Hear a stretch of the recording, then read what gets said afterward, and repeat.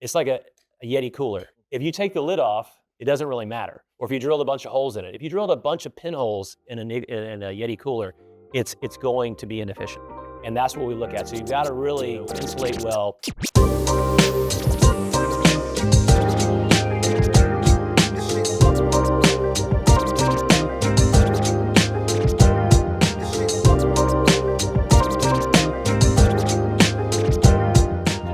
We're going to talk about built, tight, breathe, easy, sealing the gaps in home performance. That is our session for this afternoon. We've got 4 distinguished and highly relevant, educated panelists. And before we move on, though, I'd just like to introduce it. We got Chad Gillespie from Aeroseal. We got Roger Gregg from John Manville. We got Cody Kaufman and Jeff as well, way down at that end of the table. Okay. And we are going to cover a variety of different subjects. There'll be 4 presenters this time, so it's a lot of information we're going to cover. But before we go there, we are going to hear 2 minutes from our proud sponsor, HiArc. You're going to see a little video on some of their cool capabilities and techniques. I love the people within Lexar Homes. I think the culture is fantastic. We were founded on trying our best to give people the dream of home ownership. We're a build on your lot model. We have a great plan library where people come into our website and the first thing they look at is plans. What is today's consumer looking for? It's the opportunity to figure this stuff out before they ever have to pick up the phone or send that email and interact with the salesperson. It was actually my boss, James Moen, that found HiArc at IBS, the International Builder Show down in Vegas. What impressed me the most was the customer engagement aspect of HiArc. I loved that customers could take an interactive 3D model, make option selections, see the transparent pricing associated with those selections, and then see that model transform before their eyes when they extended a back porch or added doors onto the garage or different things like that. And I just thought to myself, this is what I would want if I went through the home buying experience. Why wouldn't I want this for Lexar customers? Home building is inherently complex, and where Lexar's at today is pretty much custom home builders. So HiArc was certainly what I viewed as an opportunity for us to simplify and streamline a lot of things.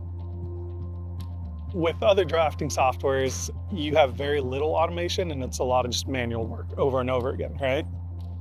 Where I see HiArc really helping us out is the automation of the repetitive tasks. If I am taking a plan and making some adjustments to it, I can make this change in one location to just a single plan and it'll trickle down everywhere else. Our jurisdictions up here are a little bit more difficult. Well, HiArc's gonna help by adding all the miscellaneous notes that all our jurisdictions want to see. For us, working with the HiArc team has been fantastic. I love working with HiArc. I think it's one of my favorite things, right? We'll sit down with a meeting, he'll say, that's a great idea. Give us a couple months and we're gonna have something that addresses that specifically. Awesome. If you compare HiArc today versus HiArc 2 years ago, it's a completely different system and it's pretty robust. It's powerful. I would argue industry changing. When people have been spoiled on this experience, I have a hard time imagining they're going to want to go backwards to the old experience. All right, you can learn more about HiArc, obviously, by going to that link or just Googling HiArc on any of your browsers. You know, we've been talking about building tight homes and better homes for a long, long time. And I'm old enough to remember kind of when that whole trend started back in the late 70s and early 80s. And we had a lot of failures back then. We'd put the vapor barrier on the wrong side of the insulation. We wouldn't think about condensation paths in our home. We'd have all kinds of leaky ducts that would cause other problems. But you know, the building science and the building practices and the products that we use have really come a long way. And they've really entered an age where we can build incredibly healthy, super comfortable, really energy efficient, tight structures. And the 4 gentlemen I'm with today are going to kind of walk you through really almost every single aspect of those systems. And we're going to get started right away. Cody, I'm going to slide this all the way down to you so that you can take control. And Cody's with Resideo, which of course formerly known as Honeywell. I still get confused by that. Sorry. All good, all good. Yeah, so Cody Kaufman, a little about myself. I live in Baltimore, Maryland. I started at Honeywell in 2016, so I've been with the company about 9 years. We spun off all of our residential products in 2018, so we became Resideo, but we still are sort of the parent company to all Honeywell home products across the market, thermostats, indoor air quality. Today we'll be talking about ventilation as it relates to tighter homes and improving the ventilation, air quality in the home. So I'm not going to talk too much about our products and our portfolio, but more about the why we do want to ventilate and the different types of ways you can do it. So larger, tighter homes today, and I think in the last 5 years, indoor air quality has become more top of mind. But there's a lot of variance in the air, right? So fresh carpet, fresh paint, fresh furniture. You're thinking about things like VOCs, even formaldehyde, and then once you have people in the home. There are carbon dioxide issues, there's moisture issues, cleaning products, and then of course you have combustion gases. So, there's a lot of different things where these pollutants are building up, and we want to find ways to address it. So just some stats about, generally a homeowner or home buyer, they spend roughly 90% of their time indoors when they are not at work. And that, of course, includes sleeping at night. But the cleaner your air is, the healthier your home. Poor ventilation can lead to excess moisture in the air, vulnerability to dangerous gases, and obviously susceptibility to mold and mildew. And so for any of you that have had personal issues, or maybe people in your family that have pulmonary problems or allergies or things like that, it's even more important to think about the indoor air quality that you can't actually see, but it's right in front of you. You're constantly breathing it. There are ways to solve this problem traditionally. I'm going to kind of show you what those ways are, how we've addressed it in the past, and how it will be addressed kind of going forward. So exhaust ventilation, number one, that would be your traditional bath fan, right? You're pulling, you're actually pushing air out of the bathroom, out of the house. What that does is sort of create negative pressure in the home. It is the cheapest, most cost-effective, or most inexpensive way to provide ventilation. But you're not bringing any fresh air into the home. When you're using exhaust ventilation, the only way to really bring fresh air into the home is to open up some windows during the shoulder season. The other way to bring in fresh air, and going down to number two, is supply ventilation. So this would be like your fresh air damper that your HVAC technician or HVAC trade is going to put into the ductwork. Supply ventilation, you're bringing in fresh air from outside of the home. It's again a relatively inexpensive way to do it, but it can potentially cause problems, right? Specifically in humid markets. So in the summer, you necessarily want to be opening up, a damper and pulling in, hot, humid air, or even in the winter, potentially cold air. So supply ventilation does work. It does bring in fresh air into the home as an alternative to like opening up a window. But again, it has its limitations. The best way to ventilate a home is through balanced ventilation, where there is air both entering your home and exiting your home. Typically, it's the most expensive way to do it, but it is by far the best way to solve the problem. I'll get into sort of what each of them looks like. So here's what I was talking about with supply ventilation. Historically, you look back over like the last 10, 15, 20 years, this is how many homes that are trying to solve ventilation in new construction, this is how they're doing it, with typically a fresh air damper that I discussed. But again, it causes a positive air pressure thing in your home. When you think about positive and negative air pressure, think about you'll know you have it in your house when you kind of open the front door, open that door going out to the garage, and then it'll slam shut. Anybody had that happen before, right? Or maybe it's not your house, but someone else's house you've been to. Or you open up the windows in the house and the doors start moving. That's how you know you have positive or negative pressure. So this is a realistic option to consider. You can wire these fresh air dampers directly to the thermostat, where you can set up the thermostat to have various ASHRAE settings, and based on the indoor temperature, humidity, outdoor temperature and humidity, you can tell this damper what to do essentially, and when to open up to bring in fresh air. You can also set it up where it's not wired directly to the thermostat, where it has an actual onboard control with all the ASHRAE settings. So you kind of have the flexibility there to do two different options. But the best way, as I mentioned, is with balanced ventilation. So I'm sure you guys have all heard about ERVs and HRVs. I'm going to talk about the two. But essentially, with an ERV or HRV, you're exchanging the air, right? So if you've got conditioned cold air inside the house and non-conditioned hot, humid air outside the house, they're basically going to cross over each other through the ERV, to create not only that balanced pressure in the house, but also to be more energy efficient. I'll talk about the transfer of heat and moisture in this process, but they will supply fresh air and exhaust stale air. And then you also have the option to recover energy in the exhaust process. So I'm going to kind of show you how this works. In this image right here, the air inside the home, and this is an HRV, right? So typically in new construction, you're going to use an ERV, which will be on the next stage. Whether your HVAC contractor uses an ERV or HRV will be dictated on where you're building homes, the geography and the climate in that area. So if you're in a market that has any humid air whatsoever, you're most definitely going to be using an ERV. Most contractors out there are going to be using ERVs. HRVs really I only see in like colder, high elevation places. But you'll see ERVs all over the nation, from the West Coast to the East Coast, kind of in most markets.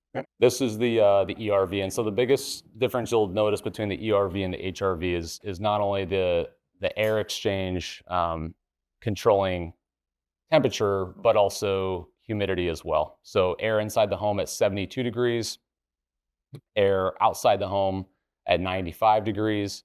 When that 95-degree air at 70% relative humidity enters the home, as you can see there on the bottom right, it drops down to 82 degrees Fahrenheit with a 60% relative humidity, because it's crossing over that cold air that's being pushed out of the house. So the ERV is pushing out conditioned air, mixing it in with outside unconditioned air, so that you are balancing the ventilation in your home and doing it in the most energy efficient way possible. Kind of the value prop to homeowners, right? So why invest in ERV? Because like I showed you the bath fan ventilation option, the fresh air damper option. ERVs are becoming code in more and more states. So places like Washington State, Minnesota, we're seeing it much more in California, and now the Mid-Atlantic.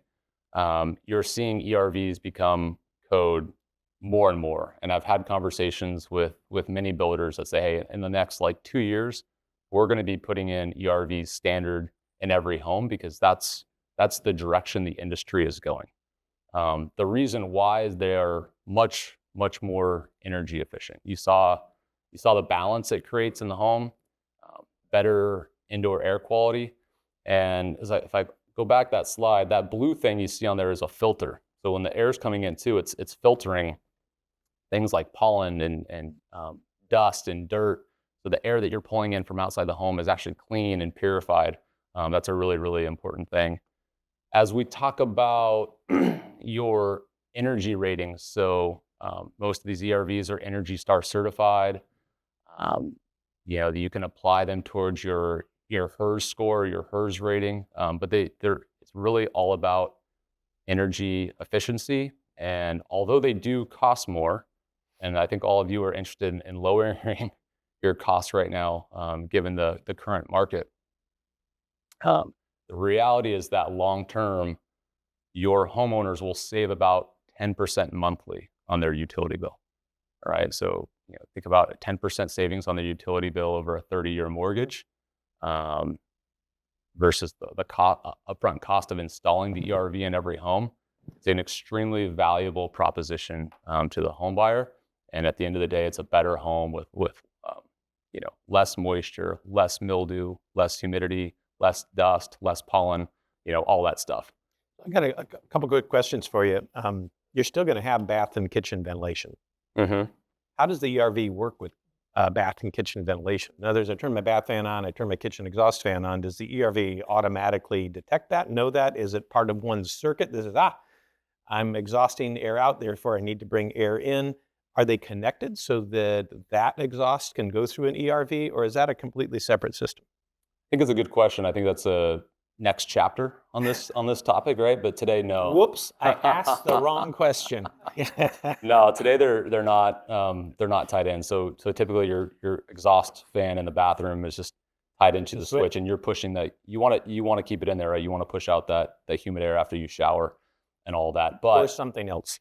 Yeah, but the ERV will still maintain that balanced pressure in the home. So whatever negative pressure that your bath fan is causing, ultimately the ERV will balance that back out. And that's because the ERV is the lowest path of resistance for air coming into the home, so it will automatically come through. Does it have a pressure drop sensor? Or I'm trying to figure out systematically, because I've always seen these ERVs, they get wired to the HVAC system, but we have all the, look, number one culprit in the house is a dryer. I turn my dryer on and it's creating negative pressure in the house all day long. And if the ERV doesn't sit there and go, right, then I am still pulling in uncontrolled air everywhere in my home. So are those all next generation issues that we need to think about as builders then? Something to think about. I would tell you that the pressure in your house is always changing, right? Every time you open a door, every time you open a window, every time you run the dryer, every time you take a shower, the overall pressure is a little bit dynamic there. But the ERV kind of is your backup to all that. There are also other technologies that can bridge those gaps. So if you think of another manufacturer that does kitchen hoods, they have automatically that hood cuts on, there's fresh air makeup air that comes in. So you're keeping that balance. So you can decouple your HVAC and your ERV, or you can use them together, like you just said, that they dump their air into the HVAC system. But there are systems out there are smart thermostats that can also monitor all of that, keep your pressure equal. So again, it's not crazy complicated. You're not talking about a $30,000 Crestron system. But again, this is the point of having an HVAC installer that understands where you need to be. Because air quality is critical, and it really kind of parlays well into my section. Thinking about where you're pulling air, if your house is under negative pressure, and when it used to be that your plate was fairly well sealed, but not really well sealed, if you're under negative pressure, you're pulling in air from your plate to the base of your house. And that's where we spray pesticides, and that's where we have pest control. So you're taking all that air into your house. So again, having that balanced system is much better than just trying to have exhaust-only control air. Correct. And bathrooms have changed too, right? So, we used to have one shower head. Now we've got four shower heads. And if it's a shower big enough for two people, you got 8 shower heads. So you really want to keep the ERV to do the indoor air quality stuff. You have to have a bathroom fan to mitigate the moisture. Okay? Well, Chad, you started, so why don't you continue? You're next sure. on the playlist. So. Yeah, well, I appreciate that. Thank you, everyone, for coming. Chad Gillespie. I'm with Aeroseal, and I live today in Charlottesville, Virginia. I've been in the building industry forever. I'm a HERS rater and worked for an HVAC company for the last 12 years prior to coming here. Was also a builder for a couple of years and enjoyed that. So never built anything to probably what you guys are building today. There was no requirements on ERVs, HERS ratings, none of that. So it's been a lot of change, and I know you guys are going through a lot when it comes to building a house. For us, as a manufacturer and installer, our primary goal is to air seal ductwork and the envelope of the house. And we're not new. A lot of people think we are fairly new, like a startup. We're not. We started quite some time ago. In 1994 was when we developed the patent for Aeroseal, and that was at Lawrence Berkeley. And that's when they took the idea of using a type of sealant, let's just say a caulk, and aerosolizing it. And they're like, well, this is really interesting, but what are we going to do with it? And that's how it started. and went to Carrier Enterprises. They bought the technology to use for duct sealing, and then they sold that to our current CEO, and basically he created Aeroseal. So sure, we've won some fun awards here recently, but really what we try to do is try to make a better house. And I think that's what all of us manufacturers are looking to do. And I won't go through a ton of the history, but again, 1994 is when we started.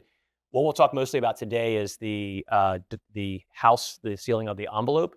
But all the way up until 2017, we were primarily duct sealing. So in existing houses, if you had a leaky duct system where you're bringing particulate matter, fiberglass particles, or anything like that, which you have in your crawl space and in your attic, we help seal that up. In 2017, we developed a product to be used to air seal houses. So if you're building a house, you're probably aware of what ACH is, air changes per hour. Is pretty important these days. And it's becoming code. And from HERS perspective, Resideo, it will become a requirement that everyone is testing their houses for their air change per hour. If it's not already in your state, it will be shortly. So now, when you think about how we do this and why air sealing matters, this is pretty important. Coming from the ERV perspective, we have to think of it the same way on the air sealing perspective. And I'm not sure if any of you know Gord Cook, but he is probably one of the top 5 building scientists in North America. He's from Canada, but he started construction instruction, and he 100% believes that air sealing is the most important and most impactful thing you can do to your house. So when we think about your house, if it's super well insulated, you've got R60 walls, say, and you've got R100 ceiling, it really doesn't matter. It's like a Yeti cooler. Mm-hmm. If you take the lid off, it doesn't really matter. Or if you drilled a bunch of holes in it. If you drilled a bunch of pinholes in a Yeti cooler, it's going to be inefficient. And that's what we look at. So you've got to really, insulate well. And we get the question, like anybody in here thinks, can we build too tight? Does anyone think we can build too tight? Okay, you can't. So that's a loaded question. So now here's the thing. It's partially true. If you build too tight and you don't ventilate correctly, then yes, you got problems. And that is really where it's at. And so, but think about this. Do you want to bring in air from your crawl space or your attic, which has all these fiberglass particles or sill plate? So that's where traditionally when you do exhaust only or a fresh air intake, you get these pressure imbalances. That's where you're pulling air from. So that's where you have all these indoor air problems or excess moisture. So again, controlling where you bring your air in is important, and then having a really good sealed envelope is critical. So when we think about where we kind of work and what the 3 mechanisms that our product works in, it's thermal control, airflow, and water or vapor control. You want to make sure that you're not losing heat. You want to make sure you're not bringing in excess air, and then also you don't want to bring in excess moisture into a wall system. So some basic, facts here from the Department of Energy. We all know that a leaky house can be a mess. We also know that, as we talked about, it can bring in a lot of pollutants. And again, if you're bringing moisture in the wrong places, it can also cause the durability of your house to degrade. And if we look at like this envelope situation here, this is not every climate zone, but if you see the yellow vertical line, that's your sheathing. And the problem you can have is you have a cold outside and warm, moist air leaks into that wall cavity, you can then have a condensing plane. And what that means is that you have water condensing on that OSB, and that's where you can have mold. And that could be the whole house, or it could just be one small portion of your house. And that is generally what we see. We see it in small sections of a house where you get mold. And it's for things like this. So this is what we're trying to negate. Now, this is a really interesting one. This test was done. If you look at the permeability of drywall in 1 month, how much air and water vapor can go through that drywall is less than 1/3 of a quart. If you have a 1-inch hole in that drywall, you have 30 quarts of water from that 1-inch hole under the same conditions. So this again is what we're trying to do, is keep the moisture out in the right places that we don't want it, and bring it in when we do through a mechanism like an ERV. So when builders choose us, it's not, hey, you're cheaper. That's certainly not it. We can add some cost, or we actually, depending on how you're building, we could use HERS offsets and say you don't need continuous insulation, or maybe combined with an ERV, you can make it, or using continuous insulation, you can meet Energy Star at a lesser cost by guaranteeing your air sealing. And that's what we can do, is we can say to you where traditionally you don't know that you can hit 2 ACH or you can't hit 3. You're just hoping that your person on your job site who's doing the insulation, most importantly the caulking, is getting it right. But you don't know that until the end. And with ours, you do know that during the process. We will show you what your ACH is during your construction process. So we know we get better performance, and that comes in better comfort. So you're not bringing in cold air in the wrong places or hot air in the wrong places. You're not bringing in humidity in the wrong times. Better performance in the fact that we're more efficient, that you're not losing all this heat that you just spent a lot of money creating. Well, more predictable also when you say, Absolutely. because you're saying you can predict ahead of time with your product rather than testing once it's done, because once it's done, you're not going to remediate. You've just got the score you've got, and Yes. you're going to move on. You will have to, we'll go through the process, but that is exactly the hardest thing as you start moving down to a tighter house is knowing during the process that you've hit your ACH target. Because everyone knows if you've ever heard about it or been to the point that you've gotten to finish, you're going for your final, and you do your blower door and you fail. Right. And if anyone's ever been through that, that could take an hour or that could take a week. And we've had more that take a month that have cost the builder $15,000 to meet an ACH target. Yeah, and your balance of system was designed to hit a specific score, and if you don't hit it, now you're talking about maybe even going back and redesigning your balance of system as well. Correct. So if your HVAC system was based upon an ACH, you can be undersized now. So again, it's I know this seems scientific to some of you, maybe it does, but to many of you already know this. It's a lot more controllable now, and that's what we try to do. So with program compliance, again, we talked about the guaranteed ACH. So if your state says we need to hit 3 ACH, we can guarantee that. Like in Massachusetts right now, we have one of the only 2 production builders to meet the code in Massachusetts. They are at 1 ACH. Does anyone build here to 1 ACH normally? Probably, unless you're building pretty tight and performance-based, it's really hard to get to that. An average in America is probably 5 ACH, and that's air changes per hour at 50 pascals pressure. So we can guarantee that. So if you say, okay, I want to hit Energy Star, but today I'm only at 5 ACH, we can now take you down to 3 ACH, and that's might be your prescriptive mode, or we can take you down to 2.5, and then you can eliminate, hard to say about insulation, but you could eliminate some of your insulation, and that could mean that you're not going to 2x6 walls. So there are offsets that your HERS rater will help you build in based upon your ACH. So not only are you getting a better performing house, you can also reach your program goals more efficiently. So again, liability, you're not worried about failing your blower door and going to final without meeting it. We can reduce comfort complaints, as we talked about, and again, reduce moisture complaints. Now, how does this work? We'll get to that in just a second, but one thing about air sealing is that there's a lot of trades involved. And when we think about all the trades involved, you've got your drywallers are there, who most people don't think about, your framers that are involved in air sealing, your insulation manufacturer or insulation installers that are also there. So you've got a lot of people on the job site that are part of this equation. And with insulation installers, you don't always have the luxury of having the same crew. They do cycle through them. And if that happens, they may not know your scope of work for insulation and your air sealing. So again, there's lots of variables in this, and that is what we are trying to remove.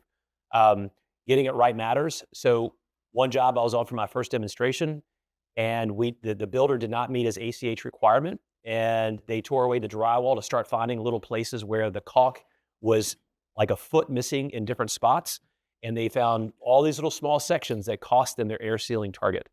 And the HERS rater was like death by 1,000 cuts. So this is where, as you move down and as codes get more stringent, this is where we can help solve that problem. So again, unpredictable results. So now, removing complexity. How many people in here know what a blower door is? So if you build houses and you're building in any state, you're going to need to know soon, if you don't already, what a blower door is. A blower door is how a HERS rater generally tests your house to see how airtight it is. And we say that that is the measurement of pressure of 50 pascals. That's what we've been talking about, ACH, 3 ACH or 5 ACH. Now, the sealant we use is Green Guard certified. I would not recommend eating it, but you could. But you go in, you could breathe it for small amounts of time, but it's no more toxic than sawdust. So again, you don't want to sit right by a table saw and inhale a bunch of sawdust. Same thing with our product. The preparation for our houses that we do is pretty simple. We'll go through this fairly quickly for time, but we tape over any of your supplies or returns for your HVAC system. We cover your vertical or your surface, well, your windows and any horizontal surfaces. At this point, a rough-in, there shouldn't be any that we are worried about, like a countertop. But basically what we're trying to do is prevent this from going into your duct system or getting on your windows and the balance systems. And that's really it. So what we do is we pressurize the house with your blower door. And what that does, that fan blows up your house. Think about a balloon that's under pressure. And then there's little pinholes in that balloon. So what has happened is we're positively pressurizing that balloon, air is escaping.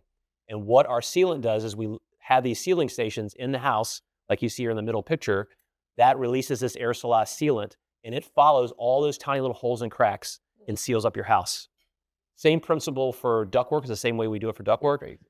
But it's amazing, there is no way that your installer can find every hole that this finds, period. We've tested it, we've done thousands and thousands, 100,000 seals in new construction. There's just no way. Can you seal your house at 3 ACH? Absolutely, you can. It takes a lot of work. But can you guarantee it every time? That's also a lot of work. In this, we can help builders get there. We have builders that have a hard time getting to 7 ACH. So again, this is a great way for them to help them get there. So you're just using the fundamental leak path wherever they are, whatever size they are. Yes. In your aerosol mist, obviously, it's suspended in the air. Mhm. It's going to find its way and somehow congeals and begins to seal that up. And Correct. Yes. So, and we can show you a picture, but basically, if you have a 1-inch hole or smaller, the particulates start to hit around the outside of this hole, and as the particulate matter goes through, it starts to collect and starts to seal up that hole. So again, we sometimes put a screen over the deadbolt, which is not usually installed, and we show how that just seals up completely all the screen, like within probably 10 minutes. But your whole house generally takes about an hour and a half to seal. The entire process from setup, tape off, sealing, and breaking it down is about 4 hours. And what's the difference between taking a home to 3 and taking a home to, I'll say 1. Now, if 1's too crazy, No, it's not. we can go to 2 or whatever. Yeah. But what's the difference? Is it just the amount of time the machine runs, or Yes. is a different process? So it's a great question, and that is really important to every builder. Some builders that are 3 want to go to 1, and they already have a pretty good process in place. But multifamily, like townhouses, are the worst to seal. We would generally walk in, and they start at 13 to 15 ACH for a production builder in a lot of states. And that is a long way to 3 ACH. But yes, so that means we might be there an hour and 45 minutes instead of an hour. Like we did a seal in Delaware that I was on last week for a demonstration for a large builder. That one took about 50 minutes because it was 1,200 square feet. And they had a pretty good starting. So it's really just an issue of it takes time to find every single little pinhole. Yes. And if you're willing to spend 2 hours, Correct. which seems completely insignificant in a, Correct. like, nobody here is probably even building in 90 days, right? So, taking 2 hours for your production process to seal your home doesn't seem like a lot of time. It's not. You can do it prior to drywall or after drywall. Most of our production builders do it after drywall. It's after they put their first coat on, it's drying. So they're lost time anyway. So for us to go in at that point it does not slow down their cycle time at all. And then you've got this residual aerosol in the air. What happens to it? So once it's basically suspended in the air. If it does not find a hole to go to, then it basically drops to the floor. It does not collect on your drywall. So you do not need to do anything. You can paint right over.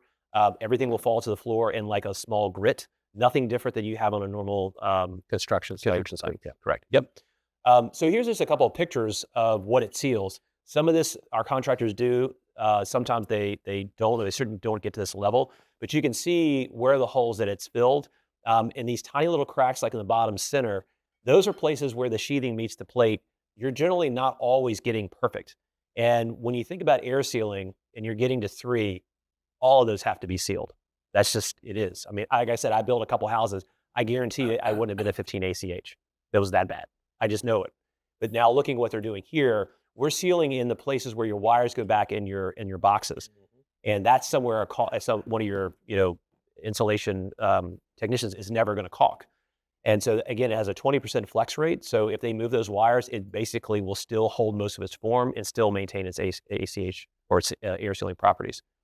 So this is the report that we get, and you can see in that graph, that is not a typical report. Our typical report looks a little more jagged, and it looks more like, this is a seal we did in DC. This is a couple of our technicians in the builder, but this is actually the screen that you'll see. And that graph, you'll see those little things that raise up on the graph. That is actually when we go into the house, open the door, and the air pressure changes, and we are just basically testing the house and looking for anything that's any anomalies. Then we come back out, close the door, and then it continues to go down. That's your air sealing that we watch in real time that no other technology has, your manual air sealers cannot do. So again, this is when we know that we take it below your target. So this is the issue that's different between good practice. Good practice, we don't know if it got done, and we don't know how well it got done, and we just test, we HERS test, air seal the door at the end and get our score. You in process know whether you've got there or not. That's why you can offer the kind of guarantee. Yes. So we take it below your target. So if you want to get to 3 ACH, we'll generally take it to 2.5. So when you think about what we do, we positively pressurize the house. When you get your HERS rater to come in, that test is a negative pressure. So they're basically sucking it out. What that does is it closes all of your fresh air vents, and those close up. They're not perfectly sealed like we did when we covered them up. So we build in that fudge factor because we know there are certain instances like that, or when you take the tape off the side of the windows, that there might be small amounts of air leakage there. So we know, as we work with builders, we know that some builders we might take to 2.4 and some that take to 2.6. So that's basically, we are working with them, and we might do 5 houses before we charge them because we really get that right. And then we go through that process. If they're a large scale builder, that we're starting at like an 8 and go to 3. So these are just some of the builders. We work with probably 17 or 18 of the largest 25 builders, and then several thousand small custom builders around the United States, as well as multifamily and commercial. And we've expanded to Europe, Saudi Arabia, Australia. I really don't know at this point. Other places that we're looking at, so it's pretty interesting, but it's quite a bit of fun. And for the builder, it really gives you that peace of mind when you're building your house that we can help you get to your target. Very good. Yep. All right. We're going to hurry. We're going to move right down to the next presenter down there. Well, I can save some time here because Cody covered some of what I was going to cover, so it's good. Well, you can say Cody didn't do it right. No, he did fine. So what I'm going to focus on is just the ventilation codes and how they are progressing faster now than they have been. So great job covering all the preface stuff there. So Cody covered exhaust ventilation. This is probably still the #1 used way to meet ASHRAE code. Would you agree with that? Yeah, absolutely. So exhaust ventilation is still being used, more than any of the others. Supply ventilation, just the opposite, except we're filtering the air as it's coming into the building. 2 types of balanced ventilation, one without heat or moisture recovery, and then the balanced ventilation with the HRV, ERV, which again, the progression in codes is going towards balanced ventilation, and it's very quickly getting away from a balanced ventilation without heat recovery. Maybe in areas where the difference in temperature from inside to outside isn't real big, you can get away with this, but for the most part, we're gonna have codes that are gonna dictate that we do HRVs and ERVs, and that's what I wanted to focus on today. The progress of those codes coming in already. I've never seen in my 30 years, 19 states changing their energy and ventilation codes to upgrade them to some of the, the balanced ventilation codes that we're talking about. So it's a quick advancement, faster than I've ever seen it before, and again, towards the balanced ventilation. And I don't want to focus here on any of the codes in particular. I just want to focus on the trends here. Each state's got its own. Minnesota's been doing balanced ventilation for 25 years. The transition here is going towards balanced. Same in Michigan. They've had, in 2025, they're going to be requiring HERVs in low-rise dwelling units and in the prescriptive path in high-rise dwelling units. So, and I'm going to focus on New York next year. Again, we don't have to go in depth on that one here, but California 2 years ago put in a balanced ventilation code. And what we saw there, if you guys are in California, the transition from allowing just balanced ventilation without heat recovery quickly became more and more dominated by HRVs and ERVs because it's just easier to do, and the energy efficiency that we talked about with the 10% recovery over time is really worth the investment upfront. New York's a little bit confusing because the draft residential code includes requirements for balanced ventilation systems. However, the mechanical code doesn't. So I'm sure you won't be surprised that sometimes the codes don't always, they sometimes contradict each other. And, same with their ASHRAE 90.1, which is the EPA's, gauge on energy efficiency for a home. But it doesn't have an allowance for using the testing protocol for C439, which is required for certification. So there can be some contradiction in the codes too. But the bottom line is that our North American market is the best market in the world because of the tight homes you guys build. To put an HRV or an ERV in a home that's not built tightly wouldn't make any sense because we already have too much leakage. So because we have the tightest houses and we also have the manufacturing capability to make this equipment affordable and the trades to install it. So here's the ERV market in North America in 2022, $1.18 billion. Probably now in 2025, probably in the range of 1.3 to 1.5 billion. It's a growing market. About a third of it is the residential sector, where you guys do your work.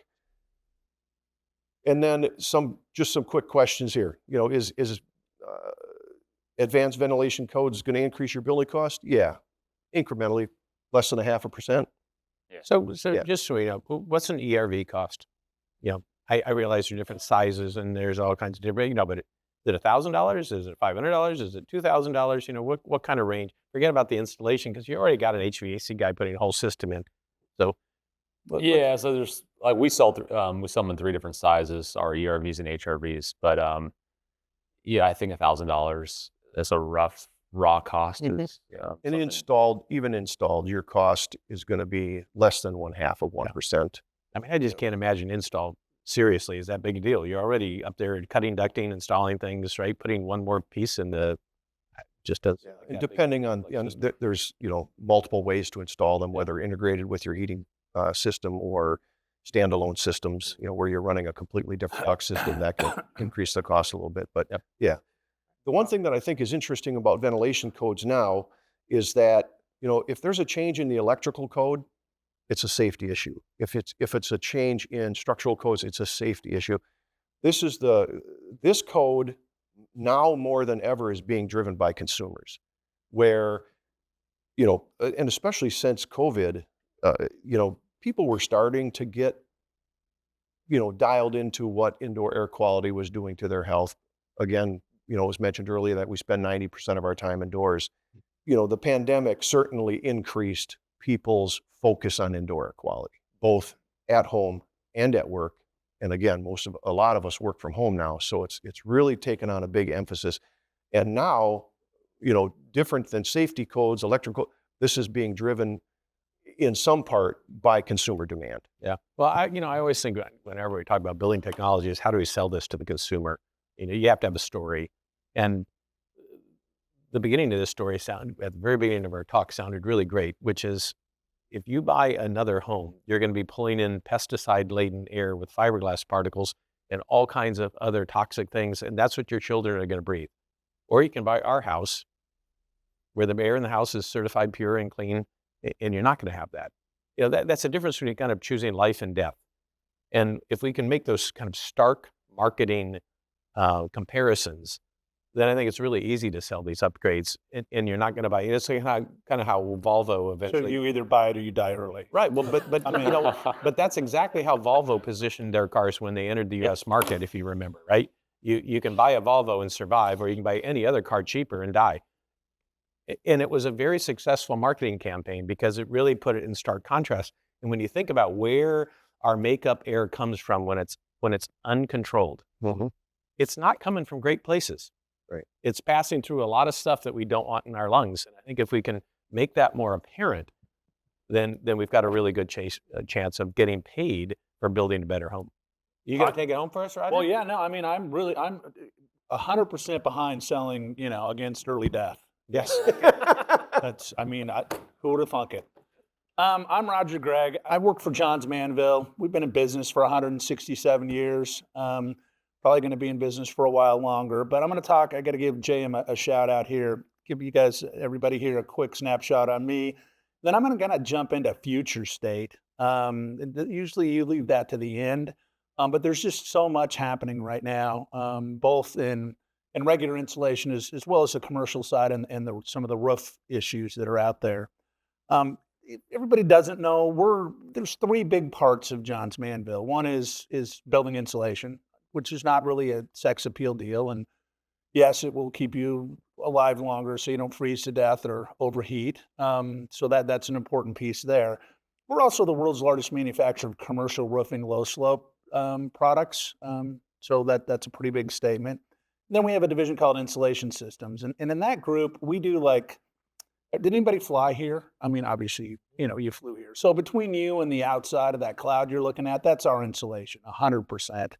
If anybody's been in a submarine or watched, what was the one, not SpaceX, but what's the other one where the, Blue or yeah, so when they landed, that there's insulation in that capsule. Whether it went up to the sky or not, that's an argument. But it's our insulation. we went up okay? into the sky for sure. We just might not have gone to space. Right. Okay. So, but you understand. I mean, that's John's Manville insulation. So we have a really high tech side of our equation that our peer groups and competitors don't have. And so we're constantly looking at, what is the best. It's got to start with value because our offer is really to the production builder. I mean, if you're a custom home builder, thank you. And we have products as well, but that's really kind of our forte, but we don't want to get caught in a paradigm shift ever as well. So we kind of lead the hit parade on patents and looking at stuff. And so when you add those three together, again, we've got a world-class research facility in Littleton, Colorado, and another one in Europe called the Johns Manville Tech Center. We have dozens and dozens of building scientists there that are looking at stuff, testing products, doing those kind of things. So what do? I run national accounts for the United States, negotiate long-term use contracts, and then the piece there, and it's been brought up by each of my peers up here, is the installation aspect is so critical to this, and so we do spend a whole lot more from a percentage on training those installers to making sure that they're Johns Manville authorized. Now you can pick this up at Lowe's as well and do it yourself, some of it, but our folks, the True Teams and the IBPs and the SCIs and those kind of folks all are kind of committed to giving a higher grade install than some of the other folks that are out there. So we don't just do business with everybody, and we don't do business with every division of some of the major publicly traded folks out there as well. So with that, I'm going to jump in and do the future state here real quick. So if you're reading Popular Mechanics or you're looking at, some future deal, what's going to be happening somewhere down the road? Well, vacuum insulation panels are huge. I mean, you've seen them in some window applications. Well, you can use those in regular insulation as well. Aerogels, which is kind of like a liquid smoke program. It's been around for 30 years or something. But incredible. As they figure out the brittle aspect of that, if they can figure that equation out, you're going to see significantly more of that. There's a pushback. Some of it's carbon related, but the bio-based insulation materials, combining wood products as well as everyday materials that are out there. I live in Montana on a bucolic little horse ranch, and some of the older homes there, they back in the turn of the century, they used horsehair as your insulation. Okay, well, that's probably not going to pencil out well today, but other products along there will. Spray foam, again, to your point, Tim, spray foam's been here forever. Okay, issue is today it's a whole lot better. Okay, not only in the CFC category, but the coverage and the training that goes with that. And that really kind of ties into the hybrid systems, which I'll talk about in a little bit. But there's also smart insulation systems. I'm not an AI guy, but it's coming. Okay, I mean it's right there. I can't Google something without getting the first hit being here's your AI explanation. So I know it's going to happen. But there's things, and we're already doing it significantly in our roofing business, not only in a monitoring standpoint, but some of the phase change materials. The ability to respond, the cool roof scenario that took off back in the 90s in California, for an example, to significantly reduce the energy costs. Those can be applied to a certain degree in residential as well, and they will. And then really, and it's a two hit piece here, this last one, the prefabricated insulation panels. I mean, there are folks like NVR, the fourth largest builder in the country. I mean, that's a factory built house. So they're making their panels in the factory. I deal with the manufactured housing, and and those folks as well, the Claytons of the world, and I mean, that's not going to stop. And then if you look at what's happening currently in today's environment, and I don't want to go political here because Tim told me not to, but there's an immigration play going on, and a whole bunch of those folks are the ones that are manufacturing the products on dirt, like you guys are with your homes. So, there could be some labor issues that will continue to add into this prefabricated insulation panels and wall units. I got a question on that. Previously, this whole group, this morning, we had a whole track on panelization and getting ready, and it was pretty interesting. Some folks were talking about, floor cassettes, roof cassettes, loaded walls, just wall panels, but then loaded walls. But mostly it was doors and windows, and they weren't putting a lot, you can tell they weren't putting a lot of insulation in. They kind of mentioned it on the side. What's the barrier to pre-insulating, wall panels? And So you can use rigid. You can use because it's a settling of movement and Right. transportation and all that. Yeah, and I mean, if those that are going in an open truck semi typically is how it's done. So you have two things. There is, when we've been beta testing a pourable spray foam that you can use in a factory environment. I mean, you don't want your workers in that period of time where it's air size breathing that, then you die. So that's not good. We captured that. We choose life. Right, we choose life. Choose life. Choosing life. Write it down. Take it out. Choose life. So that's part of it. We've done some, 3D printed concrete homes with Diamond Age before they switched, Yep. and so we did some stuff along those lines. Yeah, I don't know that that's going to take off so much, but the insulated panel piece will, and there are some products in that category. You really move from that. You could also put mineral wool in there, but it's a 2x, 2.5x cost versus regular insulation. And really, in my world, it all comes down to value. I mean, what we need to do is drive the interest rates down first, but drive the cost of your home and to be able to build that at a lower rate than what we've seen here with inflation and the cost of materials and the other things that are happening. So I pitched the value equation, which really ties into, I'm going to jump that one and go to this one, that, fiberglass-based product remains, absolutely the most affordable product category out there, be it, and Johns Manville manufactures more different types of insulation than anybody else in our category. So whether it's, bats and rolls, or whether it's blowing wool, or whether it's mineral wool or spray foam, either open or closed. And then because we are the world's largest low slope roofing, there's polyiso boards underneath all of our roofs. So we have not only do we have a cost competitive position, but we can add that in to all sorts of stuff. I don't want to get in an argument because you probably win. You're pretty smart, but you can use in a continuous wrap with our polyiso structural product. You can also use our product to insulate the concrete slab foundation. So there's, the things that we can do and make sure that you hit those energy codes are a pretty big deal. But again, the hybrid system, it used to be, bats and rolls went everywhere. It's a simple product. You have, and then all of a sudden we started putting blowing wool in the roof deck cavity. And now blowing wool is going up there, and they're using bib systems, which is a labor savings for y'all. You're not going to get that back from the contractor probably, but that's going to be able to help you hit the 45L programs if you're chasing that and some of the Energy Star stuff. And then, the number of big builders, same list that you had up there. You had Beazer in the middle. I don't know why I had those guys in the middle, but They're our largest customer. okay, that's right. It had to be something there. That is like, the you reason have why. Horton and Lennar, and okay. So I mean, that's what I do is deal with those same group of folks, and maybe some of you are out here right now.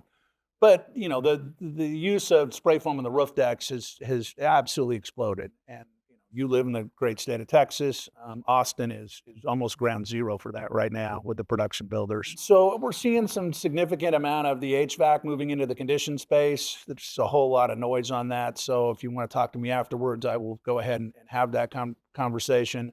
We talked briefly about, just the impact of what happened when the Inflation Reduction Act tied into the Energy Star, and they created a program called 45L, and how that really impacted everything that's out there right now. And then depending on what happens, carbon is still important. And then again, we are seriously looking at some, having some offerings in the natural products category.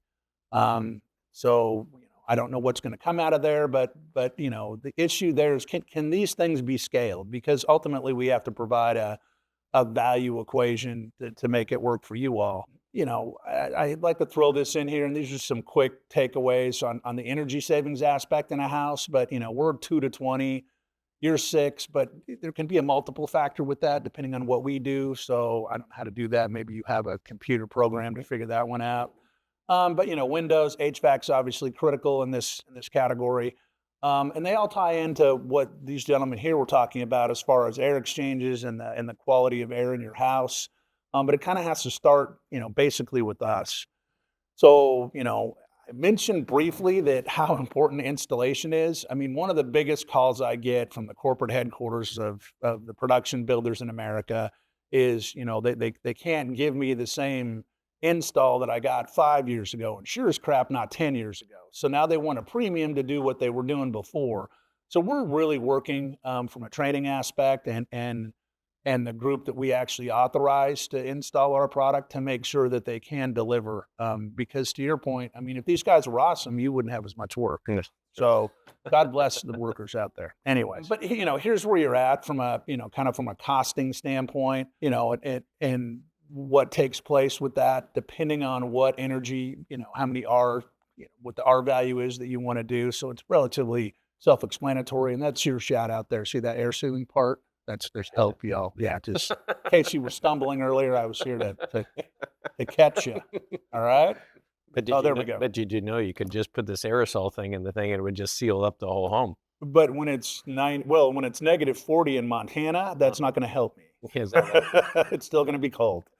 So, and again, John's Manville, we're the one partner that from a holistic approach and a value approach really delivers. It's why we're actually the share leader in production and new residential, single family, multifamily in the United States. So there's no product that is a value product that we currently don't have, and we are researching the holy smack holes out of other stuff that's out there right now. And again, the 3 levels of our business all tie together in a pretty robust R&D scenario.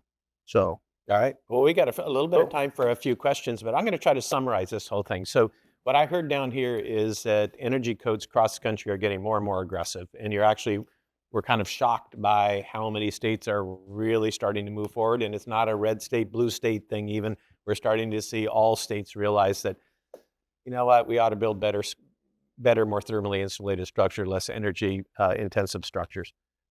ERVs are really critical. Once we start sealing these structures up, because we've got to somehow figure out how to exchange the energy value and conditioned air at the same time. So we're not pulling unconditioned air into the house across potential condensating planes and all that kind of good stuff.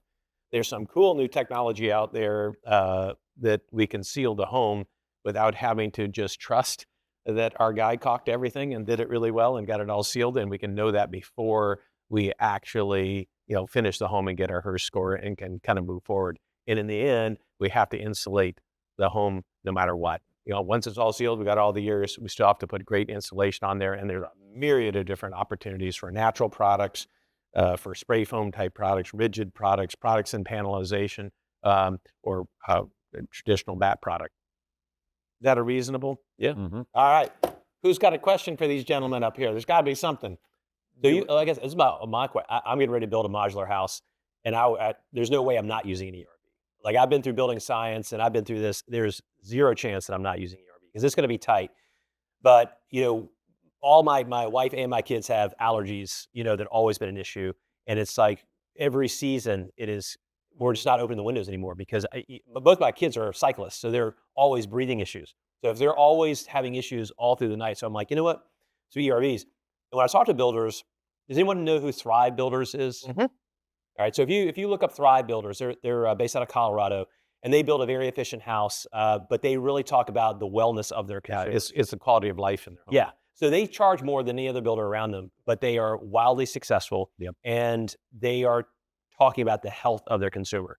And that's it. So if you can sell that to your consumer, but it's not an easy sell. You have to train your salespeople how to do it. No, I actually say, let's back off of that for a second. It is an easy sell. It could be. Absolutely. It's not natural in the way we sell homes today. That is correct. Right. You know what I mean? There's different. It's actually not hard to do. It's actually an easy sell. this whole issue of childhood asthma acceleration that we have in the United States is all driven by indoor air pollution. And we know that people are, generally, most home buying decisions are actually made by women. Even if it's single male buyers, it's the women in their lives that are telling them what kind of home that they should buy and all that. As caregivers, as mothers in some case, right? They care about the quality of the environment that they are creating and purchasing. And we need to speak to that. We need to find that voice and speak to that very clearly. And people will pick life over death. 100%. But I asked people at parties when I was in HVAC, I would say they built a new house, and I was like, "How great? How, what else did you add on?" They're like, "Oh, I got these awesome countertops. I upgraded the windows to this." I was like, "That's great." And you bumped out that room. I'm like, "How about the air quality in your house?" I don't know anything about it. They're like, "Well, I'm sure it's fine." I'm like, "I'm sure it's not." Yeah, like I know where you build. I know your builder personally, and I said it's not. Right. And I said, so if you haven't looked up what PM 2.5 is, that's a scientific term for particulate matter 2.5 microns or smaller. And why that's important is it's something that actually can enter through your lungs and small enough to get in your bloodstream. Yep. And it has, over the last 15 years, it become the #1 topic for allergists and the medical profession. Disease. Yes, and disease. If you wonder why, and this is not political, if you wonder why gas cooking, why it was about taking away your gas out of my cold, dead hands, is not about anything other than Small particles. small particles that it produces. You have an open flame in your house, and that obviously gives off something, and it is not all caught by a $100 hood. And it's unfortunate that it got politicized. Yeah, because exactly. It had nothing to do It had with nothing to do with anything other than the major medical association that all doctors subscribe to. They are part of. They all agree that this is not good to have a gas stove. A gas furnace is fine because its combustion goes to the outdoors. Sure. That's why there's not a big problem when people talk about gas furnaces, but gas cooking, it's like taking your stove, your camper stove, and putting it in the middle of your house. Does that seem like a good idea? It's not. So, but the idea is that you salespeople, if they just learn how to talk about that, and it's not political, it's a safety thing. Home buyers, so when I finished my conversation, they're like, "Well, what should I do?" I said, "You should probably get an ERV." And then that way, now you brought in fresh air, and that's it. And you would be fine. But if you don't, then you could have problems. And PM 2.5 is where it's at. But that is training builders how to talk about it. And we see that in pockets of custom builders that do it very well. Beazer does it well as a large one. We know that. KB does it. And a lot of your customs can do it. And if they can sell it, then I know that other builders can do it too. It's just practice. Right. Jeff, last parting comment for our audience. What do you want them to leave with? Like we talked about with the bathrooms changing. If you think about how bathrooms have changed and how cars have changed.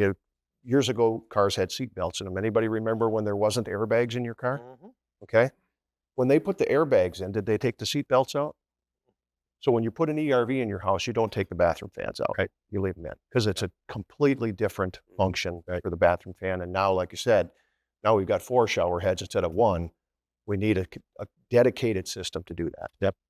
Cody, parting comments for the audience? Yeah, I would say, I mentioned, I threw out the $1,000 cost, and hopefully no one gasped at that. But, I know in the current market, you guys are doing everything you can to reduce costs. So I understand. I think I saw someone raise your hand, like, why aren't you putting in ERVs? And the answer is always cost. But the reality is it's becoming code in more and more states. And as I talk to some of the larger national builders, they recognize and realize that they need to be putting in ERVs in every home standard in the next couple years, if not by 2030 at the very latest. So if you're not already feeling it, it's coming. And today my goal was really just to give you guys an understanding of why ventilation is important. And when it does impact you, because it will in the very near future, if it hasn't already, I want you guys to understand, okay, it is going to cost something, but you need to figure out how to sell that to your homeowner so they understand what value they're gaining back for the incremental cost. Don't stop using insulation in your house. I'm pleading with you all. Did that come across self-serving to any of you, or was it just me? Was it? I don't know. We appreciate the shared position we have, but we have this huge amount of folks that you can reach out and call when you reach out to John's Manville that will help in your some of your code issues, some of the best practices. Kind of ran out of time for some of the best practices, but we run about 25 of the production builders a year through our John's Manville Tech Center, and usually, it's around like, hey, the best practices of how do you do this, and then ultimately, creating that value, because you don't want to spend more money building your house. You want to do the other stuff with that. Well, I'd like to thank all 4 of our panelists. I thought they shared some really interesting insights with us and knowledge. They come here, they give generously to the community. So if we could give them a round of applause. Thank you very much, gentlemen.